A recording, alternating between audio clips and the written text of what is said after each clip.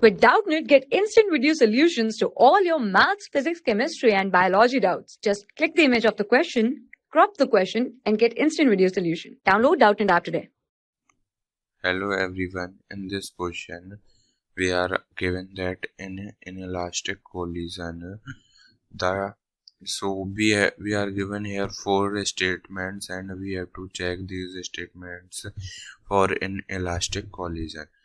So we know that in inelastic collision, the two particles that collides with each other will stick together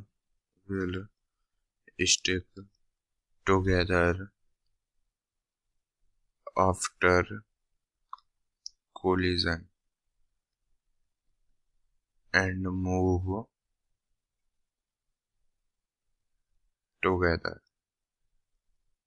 And why they stick together and move together? Because the coefficient of restitution, that is E, is equals to 0 in the case of inelastic collision.